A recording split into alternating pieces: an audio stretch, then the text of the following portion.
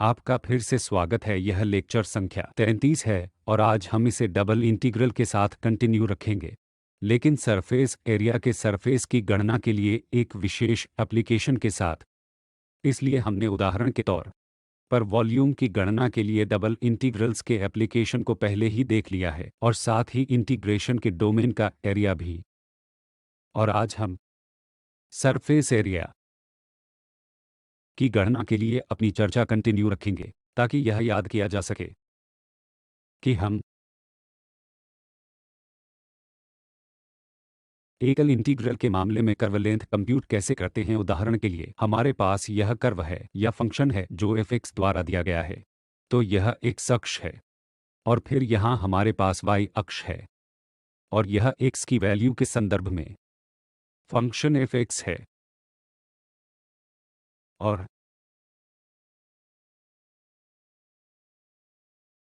इसलिए हम क्या करते हैं कि हम पूरे डोमेन को a से b तक xi से xi प्लस के इंटरवल में छोटे टुकड़ों में डिवाइड करते हैं। यह एक इंटरवल है जो यहाँ दिखाया गया है, लेकिन हमने इस पूरे डोमेन को a से n ऐसे इंटरवल में डिवाइड किया है। आइए इस बिंदु पर उदाहरण के लिए कंसिडर करें यह xi के इंटरवल के भीतर इस xi से xi प्लस 1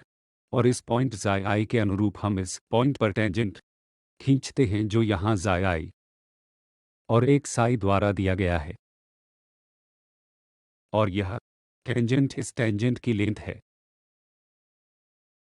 यदि हम इन सभी इंटरवल को जोड़ते हैं और बाद में हम लिमिट को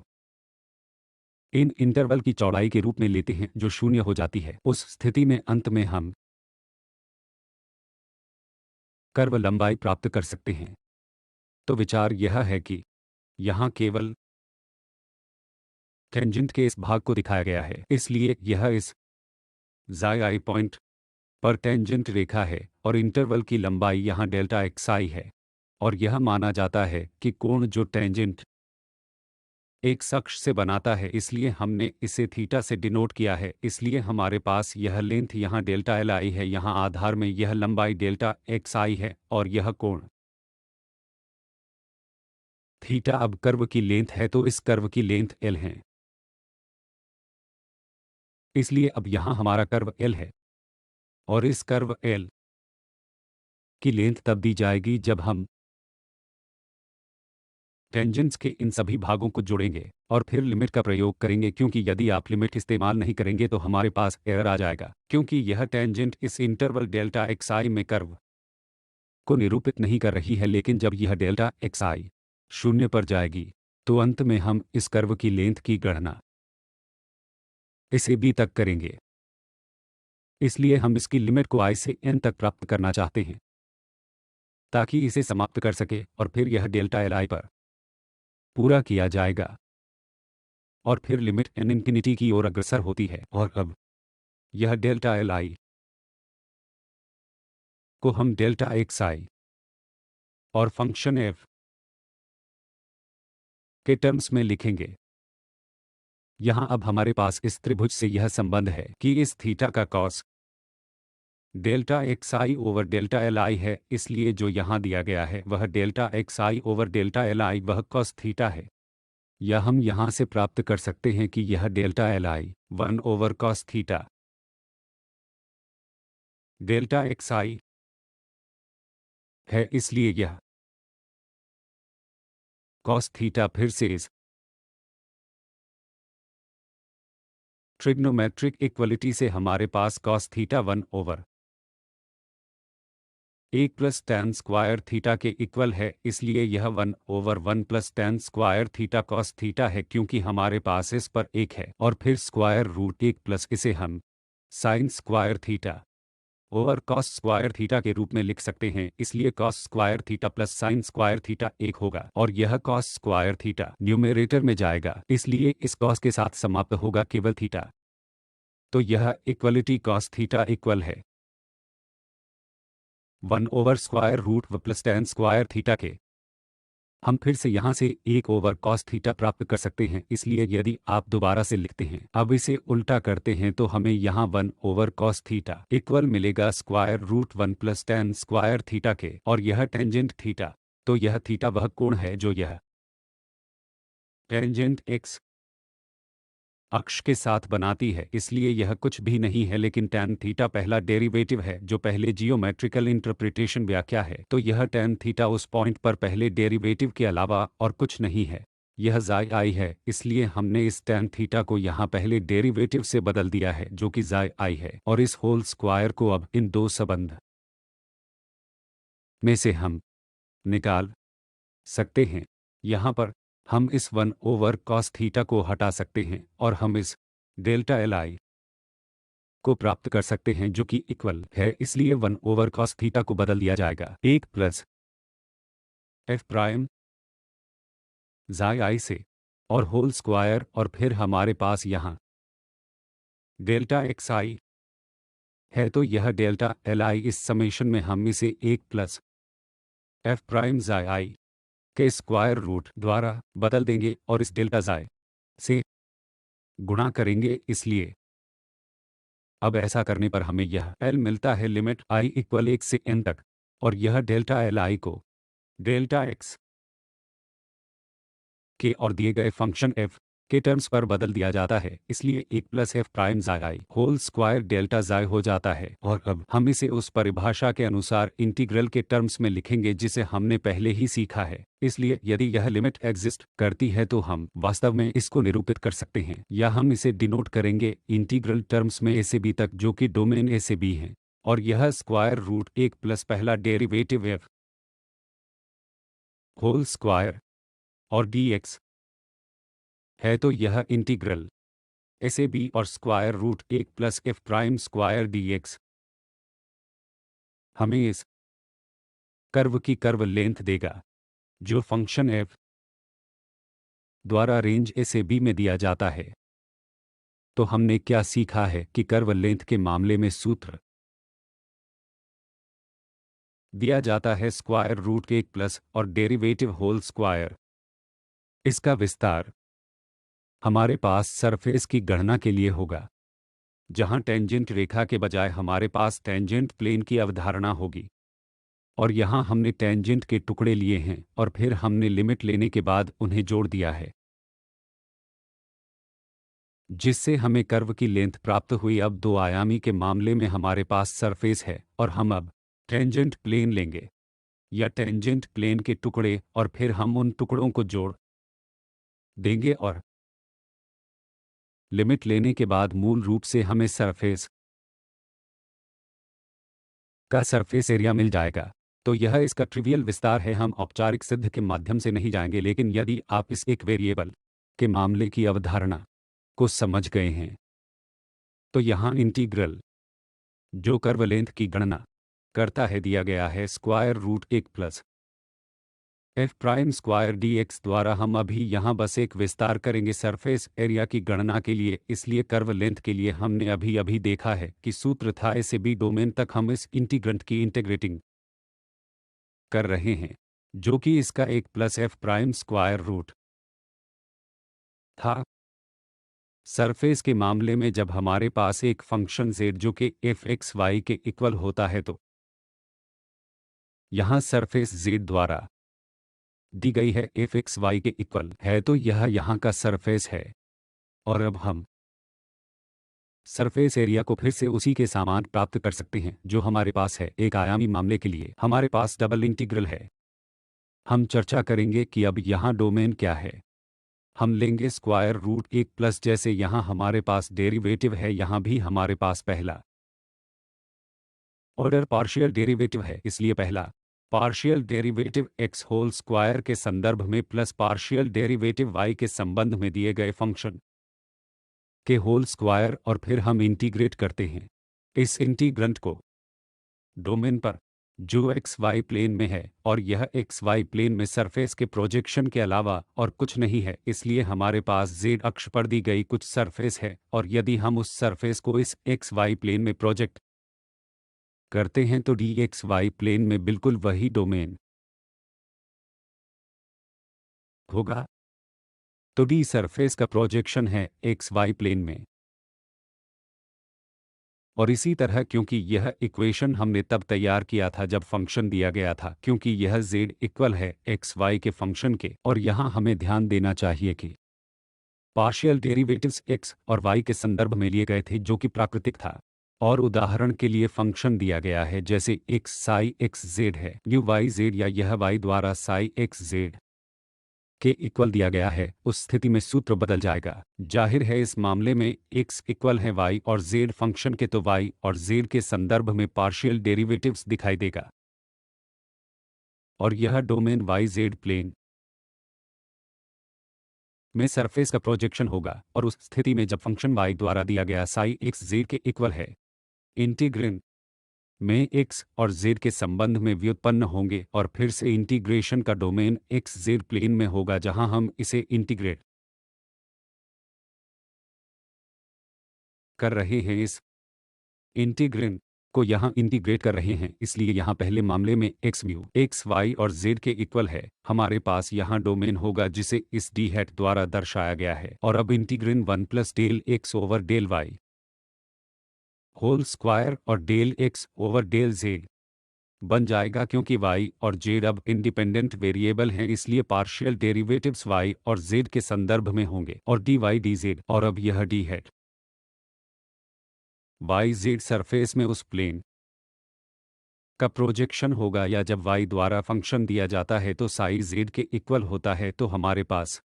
x और z के संदर्भ में y का पार्शियल डेरिवेटिव होगा, और फिर dx dz, और यहाँ ये d double hat X Z surface में प्लेन का प्रोजेक्शन होगा, तो यह डी हैट और D double hat Y Z में डोमेन है। इसलिए इस पहले मामले में और फिर दूसरे मामले में एक्स जेड प्लेन में जिसमें दी गई सरफेस को प्रोजेक्ट किया जाता है, इसलिए हम इस डबल इंटीग्रल की मदद से, जो कि ज़्यादातर मामलों में दिया जाता है, एस इक्वल होता है domain 1 plus Z x whole square plus Z Y whole square और D x D Y.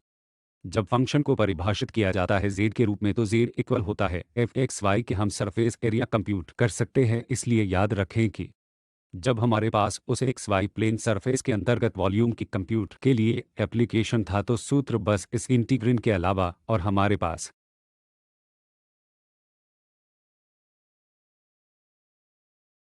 F x Y function था। और यदि आप इंटीग्रेशन के डोमेन एरिया की कंप्यूट करना चाहते हैं, तो इस विशेष मामले में डी का क्षेत्रफल,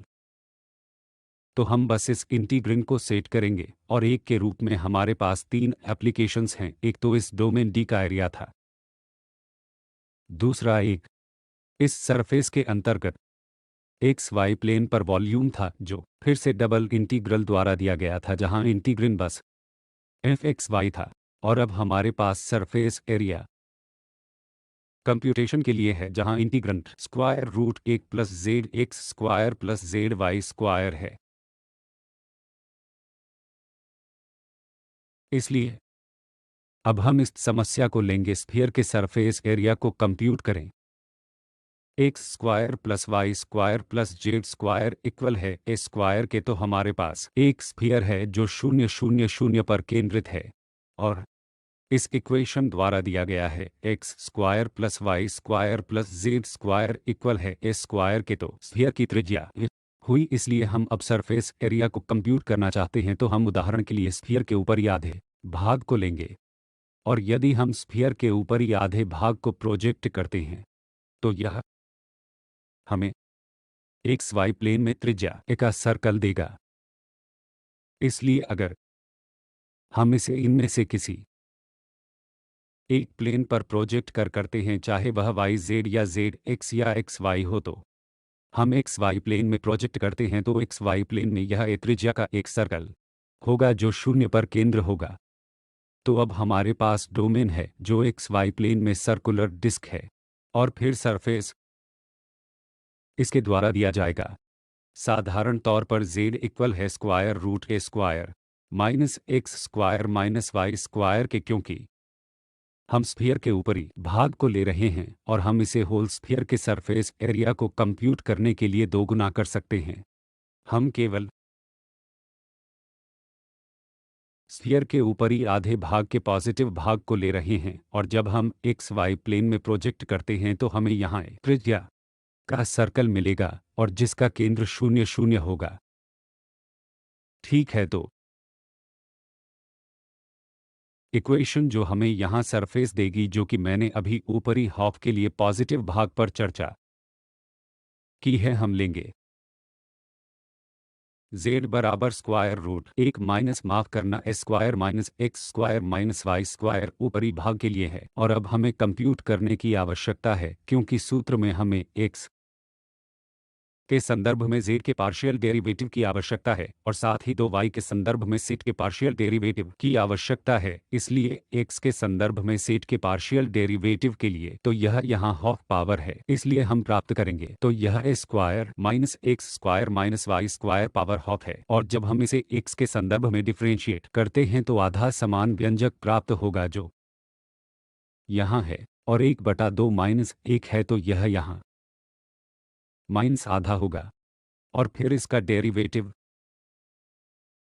square minus x square minus Y square x के संदर्भ में वह माइनस 2x होगा। तो यह दो आपस में कैंसिल हो जाएंगे और हमारे पास माइनस साइन होगा जो यहाँ है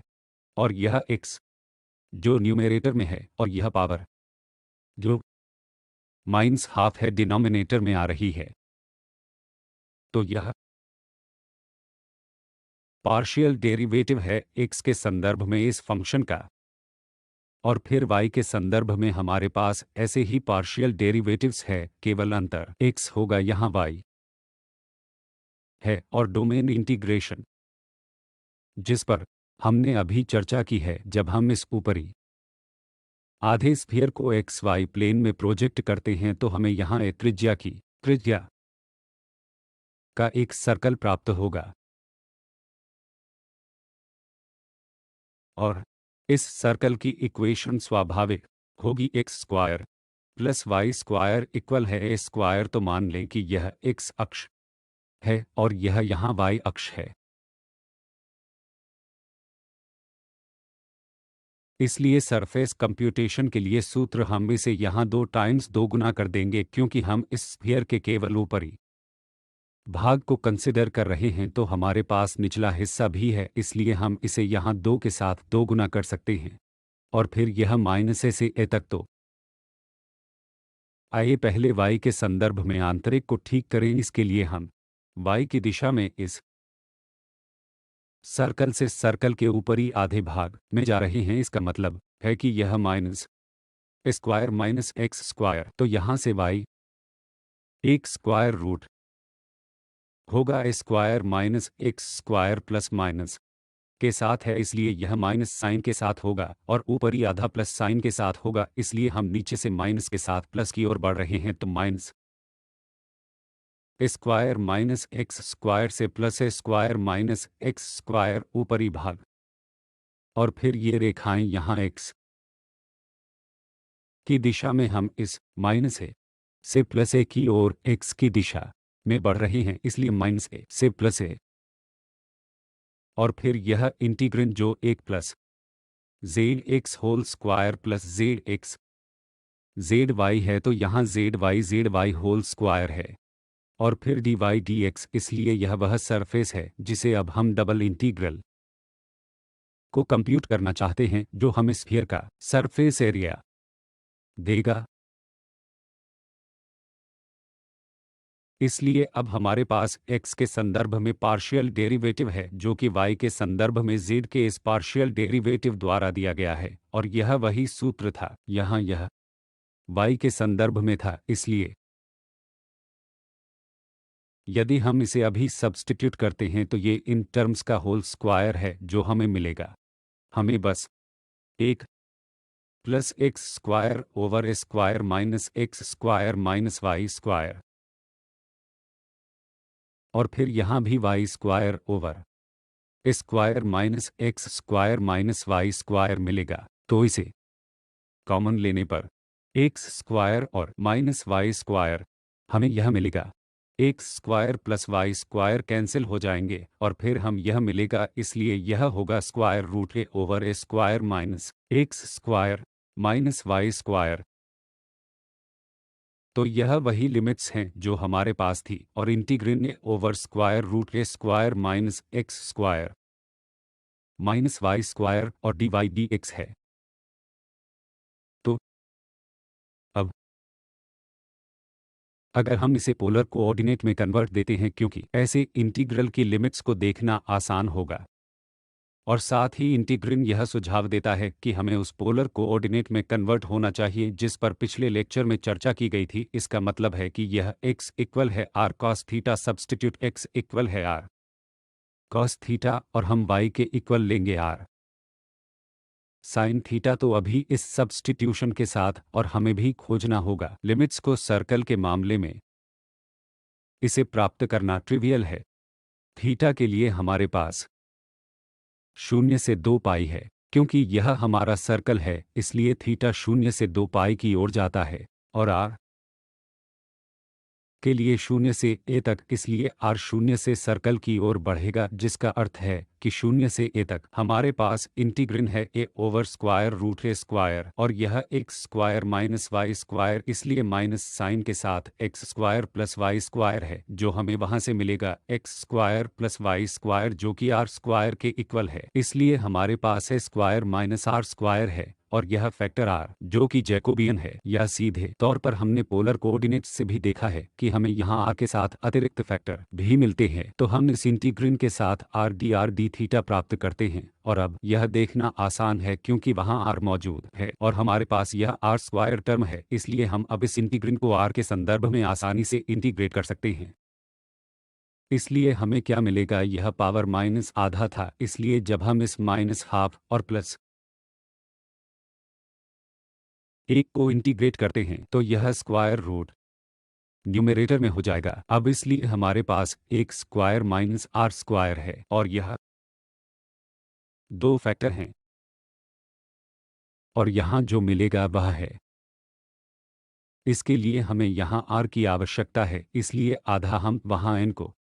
2 से मल्टीप्लाई करेंगे, लेकिन यहाँ जब हम पूर्णांक लेते हैं तो माइनस आधा प्लस एक आधा कैंसिल हो जाएंगे और हम इस इंटीग्रल को स्क्वायर रूट के रूप में प्राप्त करेंगे ए स्क्वायर माइनस आर स्क्वायर। यह 2 पहले से ही इस a के साथ है तो 2a, और जब हम बाहर वाले को इंटीग्रेट करते हैं क्योंकि इंटीग्रल आंतरिक इंटीग्रल में थीटा का कुछ भी नहीं है, इसलिए हम बाहरी इंटीग्रल को भी इंटीग्रेट कर सकते हैं, इसलिए उस स्थिति में हमें केवल 2 पाई मिलेंगे क्योंकि थीटा के साथ इंटीग्रल और ऊपर लिमिट 2 पाई है, निचली लिमिट 0 है, इसलिए हम बाहरी इंटीग्रल से पाई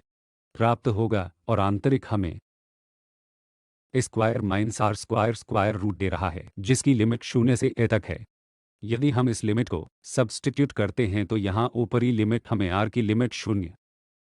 देगी। जब लिमिट 0 पर सेट की जाएगी तो हमें यहाँ सीधा a मिलेगा माइनस साइन के साथ, तो यह माइनस प्लस बन जाएगा और इसका उत्तर 4 पाई a स्क्वायर होगा और यह इस स्फीयर का सरफेस एरिया है जिसे हम पहले से ही जानते हैं, लेकिन इस डबल इंटीग्रल की सहायता से और पोलर कोऑर्डिनेट्स की सहायता से हम बहुत आसानी से इस सरफेस एरिया को कंप्यूट कर सकते हैं। इसलिए अगली समस्या की ओर बढ़ते हैं। हम अब स्फीयर के उस भाग का क्षेत्रफल ज्ञात करेंगे, तो हमारे पास फिर से sphere x square plus Y square plus Z square equal a square है जो कि सिलेंडर द्वारा काटकर बनाया गया है। X square plus Y square equal है एक्स के, इसलिए यह सर्कल की इक्वेशन है, इसलिए यहाँ x square plus Y square equal है एक्स के। एक्स एक्स स्क्वायर है और फिर माइनस ए एक्स और प्लस करें वाई स्क्वायर जो कि 0 के इक्वल है, तो हम इसे होल स्क्वायर बना सकते हैं ताकि ये बटा 2 होल स्क्वायर, तो हमें वहाँ मिलेगा एक्स स्क्वायर और माइनस ए एक्स टर्म होंगे जो पहले से ही वहाँ है, इसीलिए एक अतिरिक्त टर्म होगी ए स्क्वायर बटा 4 जिसे हम दाएं तरफ स्लाइड में रख सकते हैं इसकी भरपाई के लिए। और फिर हमारे पास यहाँ वाई स्क्वायर है, इसलिए यह सर्कल की इक्वेशन है जिसका केंद्र a बटा 2 और 0 पर है, तो 1 बटा 2 और केंद्र और a बटा 2 फिर से त्रिज्या है, तो a बटा 2 होल स्क्वायर उसके साथ है।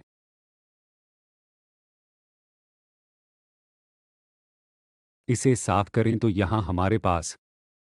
यह सर्कुलर सिलेंडर है, इसलिए यह सिर्फ एक्स वाई प्लेन में दिया गया है, लेकिन हमारे पास सिलेंडर है जो कि जेड अक्ष के भी साथ है, इसलिए यहाँ एक्स वाई प्लेन में उस सिलेंडर का प्रोजेक्शन है। इसलिए यहाँ एक्स अक्ष है और फिर हमारे पास वाई अक्ष भी है जिसका केंद्र a/2 शून्य है और त्रिज्या फिर से इस सर्कल के a/2 है। इसलिए अब हम फिर से चाहते हैं कि यह पिछले लेक्चर से भी है, हमने देखा है कि r इक्वली कॉस थीटा भी इस सर्कल का पोलर इक्वेशन है जिसकी शायद आवश्यकता हो सकती है हमारी कंप्यूटेशन के लिए।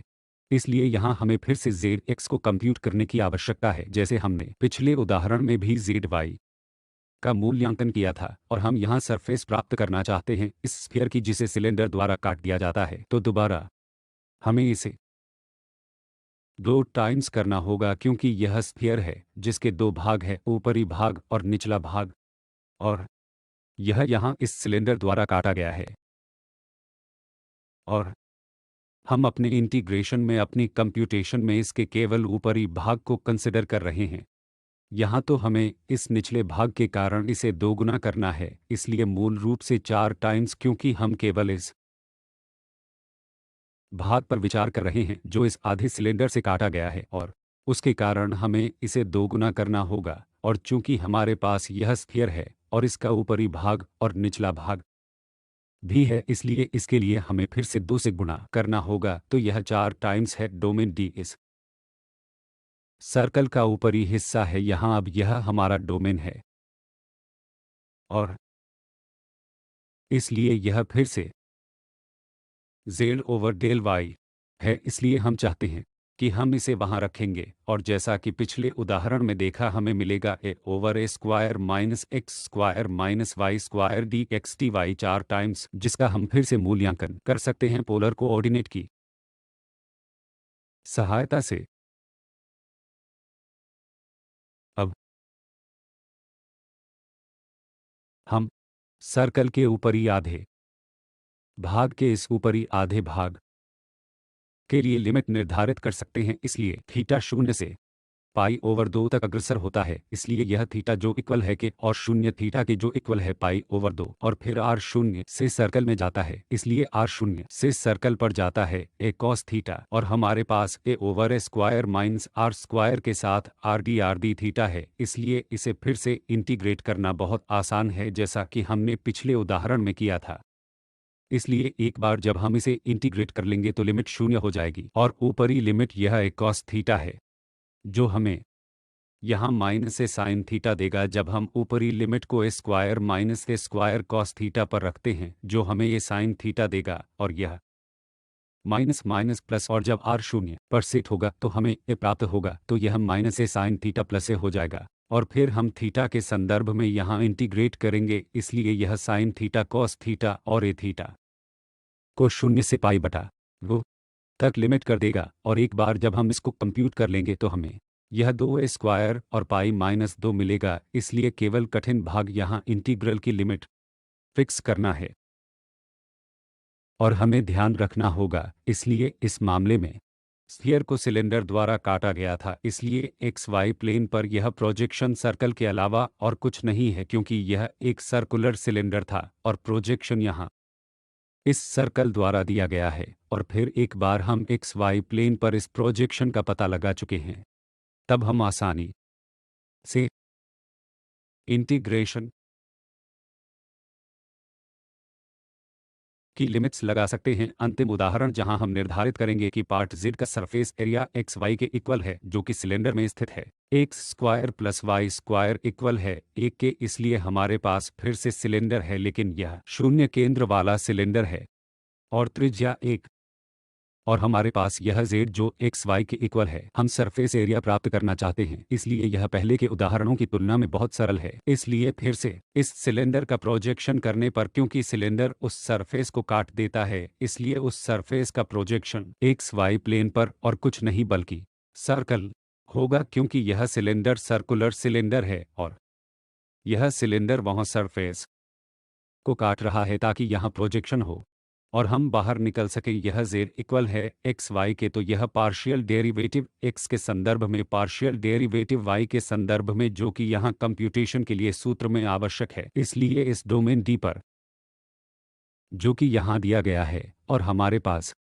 Square root 1 plus Z x square z Y square है, ताकि 1 plus x square y square और डी एक्स डी वाई। और पोलर कोऑर्डिनेट में यदि हम इसे बदलते हैं तो हम सर्कल के लिए यहाँ 0 से 2 पाई प्राप्त करेंगे। आर इस बिंदु से 0 से 1 तक इस पॉइंट से एग्जिट पॉइंट तक जाता है, जो कि सर्कल का आर इक्वल होता है 0 से 1, और हमारे पास square root 1 plus r square है और फिर आर डी थीटा, ताकि हम इसे फिर से आसानी से इंटीग्रेट कर सकें, ताकि हमारे पास 1 प्लस आर स्क्वायर हो और यह हाफ आधी थी, इसलिए जब हम इंटीग्रेट करेंगे तो वहाँ 1 जुड़ जाएगा, इसलिए ये 3/2 होगा और ये यहाँ 2/3 होगा भरपाई करने के लिए। और फिर हमारे पास लिमिट 0 से 1 होगी यह लिमिट रखने पर, और फिर यहाँ कोई थीटा नहीं है तो थीटा के कारण से भी 2π/3 मिलेगा। फिर यह 2 कैंसिल हो जाता है तो हमारे 2π/3 रह जाएगा, और हमारे पास यह है जब हम r पावर 2 3/2 रखते हैं और जब 0 रखते हैं तो हमारे पास 1 बचता है। इसलिए इस सरफेस का सरफेस एरिया xy है, जो कि त्रिज्या 1 और केंद्र 0 के साथ यहाँ सिलेंडर के भीतर स्थित है। तो हमने सरफेस एरिया को कंप्यूट करने के लिए डबल इंटीग्रल का यह एक और एप्लीकेशन देखा है, और इस सरल सूत्र की सहायता से over square root 1 plus Z x square plus Z Y square और डी जेड डी वाई पर हमें केवल सावधान रहना है। इस इंटीग्रल का डोमेन एक्स वाई प्लेन में उस सरफेस का प्रोजेक्शन है, या हमारे पास यह वाई जेड या जेड एक्स सरफेस में भी हो सकता है। यदि एक बार हम उस प्रोजेक्शन को पहचान लेते हैं तो वह प्रोजेक्शन हमारे पास होगा, लिमिट्स लगाना ज़्यादा आसान हो जाएगा और हम इंटीग्रल को कंप्यूट कर सकते हैं। तो यह वह संदर्भ हैं जिनका उपयोग हमने लेक्चर की तैयारी में कंप्यूटेशन करने के लिए किया है, और आपका बहुत बहुत धन्यवाद।